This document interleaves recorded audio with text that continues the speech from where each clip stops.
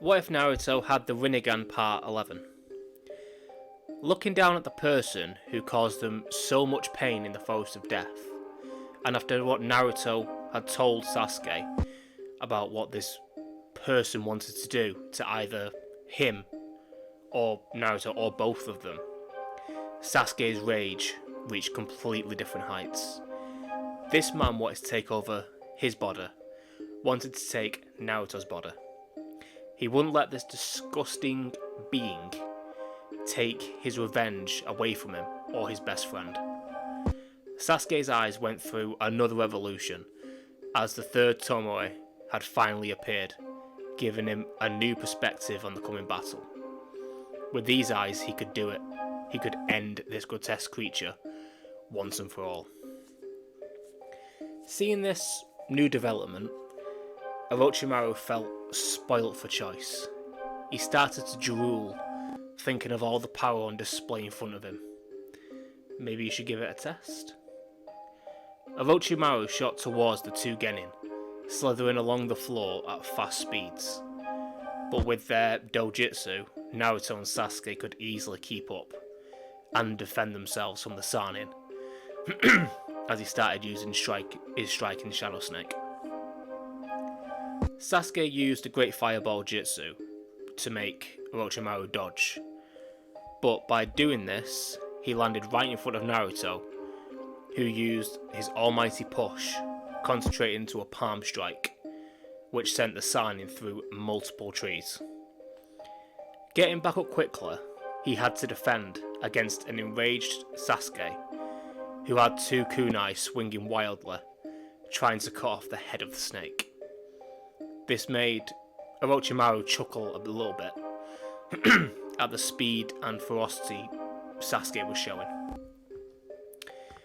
He tried to use his tongue to bind Sasuke and take him away from Naruto, but was cut off by Naruto, who had thrown one of his shadow clones at the both of them, grabbing Sasuke whilst simultaneously cutting Orochimaru's tongue clean off. Screaming in pain, Orochimaru shed his skin, speeding off into the forest, with Naruto and Sasuke hot on his heels. They reach a clearing which looked oddly familiar to the one that they received their curse marks in. All of a sudden, a huge snake came barreling from the trees just like it did before.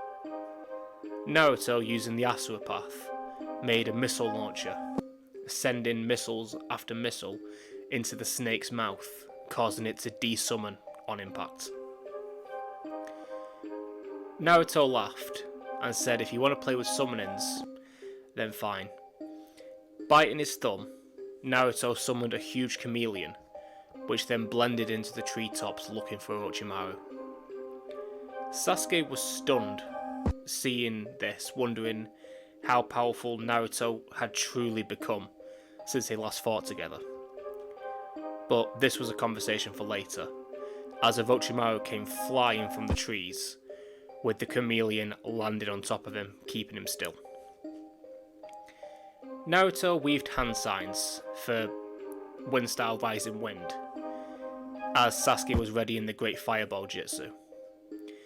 They used their combined attack as the chameleon desummons, getting a direct hit on the serpent, screams echoing throughout the forest until they died down, signalling that the job was finished. They destroyed their target. Happy to have one less foe to deal with, they start walking back to the village, laughing between themselves and congratulating each other on their newfound strength. Naruto then looked very strange, as he quickly jumped in front of Sasuke, pushing him down onto the floor. A sword running straight through Naruto, dripping onto his face.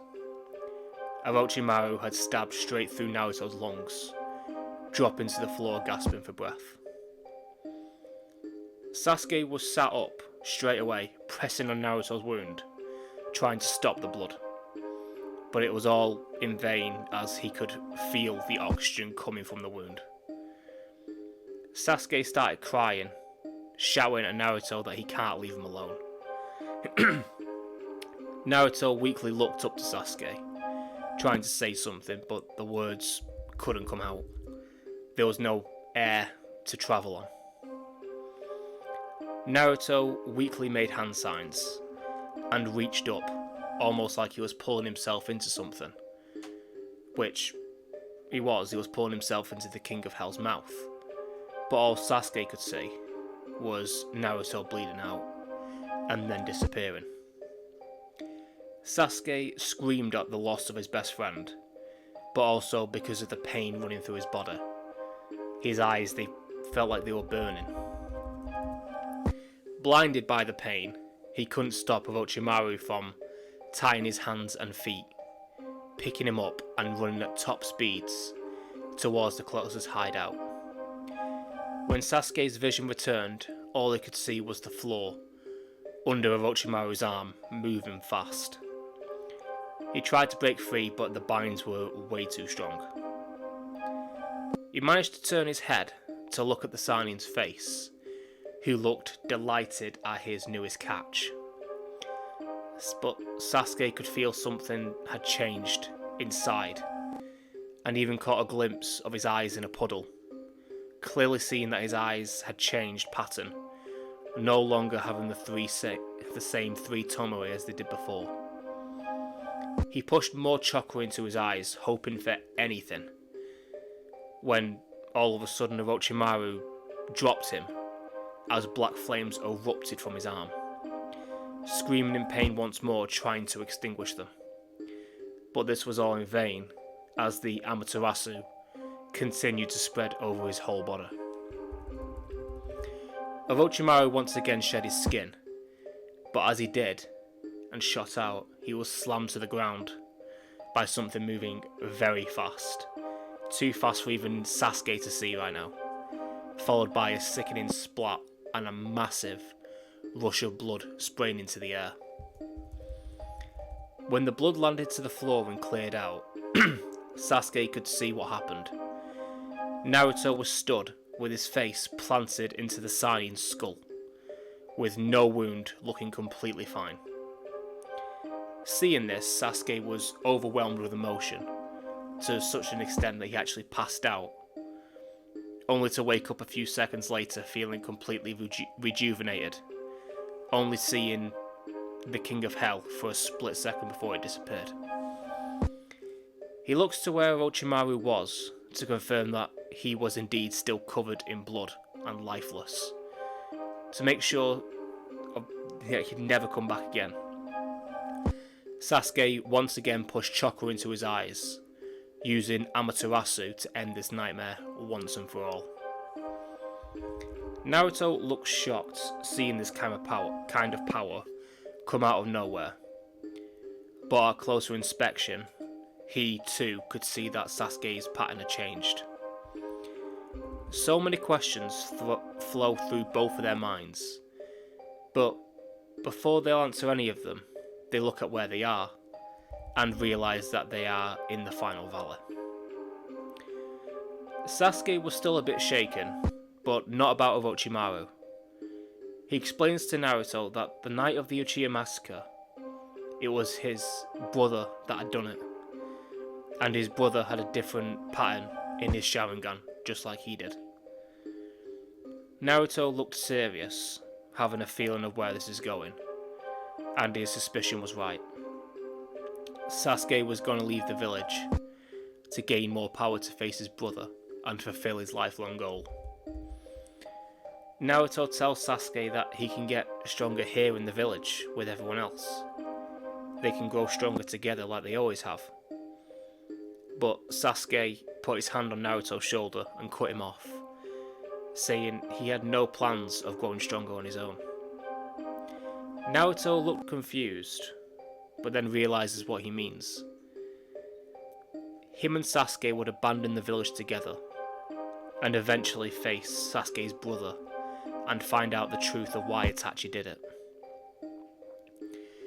Naruto takes a while to think, while Sasuke stood by, knowing what he's asking, and concerned that Naruto would turn the offer down. Eventually Naruto came up with an idea, but he needed to show Sasuke something first. A few hours later, Naruto and Sasuke make it back to the village, seeing all of the destruction, but thankfully it was all over, with very few leave casualties. They first head to the hospital, with Naruto using the King of Hell to bring everyone who was critically injured back to full health, then making their way to the Hokage's office, where Hiruzen and Jiraiya were waiting to hear the news from the battle. Naruto and Sasuke tell them both that Orochimaru is dead, this time well and truly. Jiraiya looked relieved at this and gave them both a proud thumbs up. Sasuke tells them that they need to leave the village to become stronger. They have protected the village from an internal threat. Now they need to stop any externals. Hiruzen looks confused about this, and then realises that he means Itachi. He tells Sasuke that not everything may be as it seems, remaining quite mysterious about the whole thing, but in reality he was too ashamed that he couldn't stop the man behind it. He couldn't stop his best friend from ordering a clan to be extinguished. Jiraiya tells them both that they can't leave. There's a threat out there called the Akatsuki, and it's my belief that they are after the tailed beasts. Naruto tells them both to calm down, and that they will be gone for a maximum of 3 years, and we will be able to come back to the village quickly due to his summoning jutsu. I mean, he can fly there, bloody hell. And if anything goes wrong, they'll be back sooner than expected. Jiraiya was about to protest yet again, but Hiruzen stopped him, chuckling slightly, knowing what was happening. The Hokage stood up and told one of his Anbu members to go and retrieve Kakashi, and within moments Kakashi was in the office, with Naruto telling everything to Kakashi as well. He was also about to protest, but Hiruzen tells Kakashi to quickly show Sasuke the hand signs for the Chidori, while Jiraiya needs to show Naruto the Rasengan. A bit confused at why this needs to happen now, but they do so, and with not much time, the two genin are able to use the techniques quite easily, though not to a very high level. Remember, the Rinnegan does tend to bring a lot of chakra control, and Sasuke with the base Sharingan was able to copy the Chidori, so with a Mangekyo Sharingan, it'd be quite easy. Hiruzen tells the two of them that he'll be keeping track of their movements just in case, but now they have at least some weapons to keep them safe. Jiraiya asks if he was really going to let them leave the village, but Hiruzen chuckles again, telling Jiraiya that they already have. Can't you tell they use shadow clones? The two genin chuckle slightly and thank the Hokage for allowing this, before bowing and turning into smoke. Naruto and Sasuke were on their way past the border, looking back towards the village before promising each other 3 years and we'll be back. Naruto tells Sasuke that the ramen's on him when they return, with both of them laughing, ready for the most intense training of their entire lives. I'm going to leave it here for now for obvious reasons, it's the time skip. And I hope you enjoyed this part and the rest of the series if you've seen it. But yeah, like and subscribe if you'd like, and I'll see you all later. Bye.